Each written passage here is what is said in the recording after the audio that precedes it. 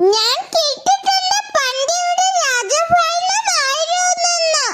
രാജാക്കന്മാര്, പ്രജകള്, മന്ത്രികള് ഇവരിൽ നാട് നീങ്ങിയ ചിലരുടെ മ്യൂസിയത്തിലെ ഫോട്ടോസ് കണ്ടാലോ? നാടിനും സ്വന്തം പ്രജകൾക്കും വേണ്ടി ചെയ്ത നല്ല പ്രവൃത്തിയിൽ പ്രശസ്തരായവരാണിവർ. ഈ മ്യൂസിയം ഉള്ളത് അടൂർ മണ്ണടിയിലാണ്. വെളുത്തമ്പിതളവ എന്ന മ്യൂസിയം എന്നാണ് അറിയപ്പെടുന്നത്. ഒത്തിരി ചരിത്ര കാഴ്ചകൾ, നിരവധി രാജാക്കന്മാരുടെ ഫോട്ടോസ് ആണുള്ളത്.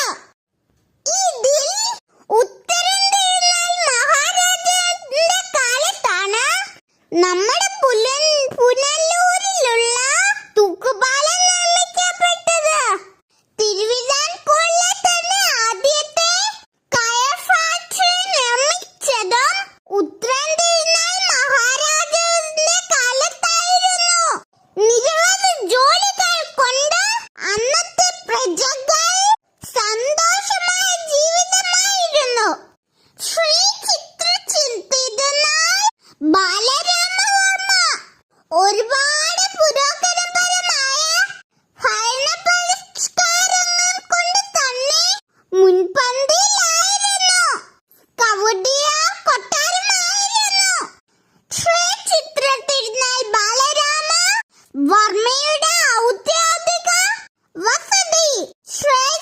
ക്ഷേത്ര പ്രവേശന വിളംബരം നടന്നത് ഈ ഭരണകാലത്താണ്.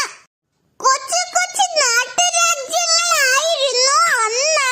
പല ദേശത്തും വിവിധ തരത്തിലുള്ള രാജഭരണങ്ങളായിരുന്നു.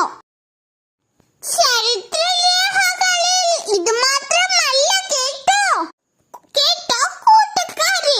അന്നത്തെ കാലത്തെ തടി കൊണ്ടുള്ള ഉപകരണങ്ങളായ വാൾവരവ്, വെഞ്ഞനം പെട്ടി, മഴവാനാഴി, കിണ്ണം, മുളനാഴി, കൂടാതെ ചിലമ്പും, ചോറൂറ്റാനായി ഊട്ടുപലകയും അനവധി തടി കൊണ്ടുള്ള ഉപകരണങ്ങളുടെ ശേഖരം തന്നെ ഈ മ്യൂസിയത്തിലുണ്ട്. നെയ്യ് അളക്കാനായി അന്നത്തെ കാലത്ത് തുടമെന്നാണ് പറയുന്നത്. അത് തടി കൊണ്ട്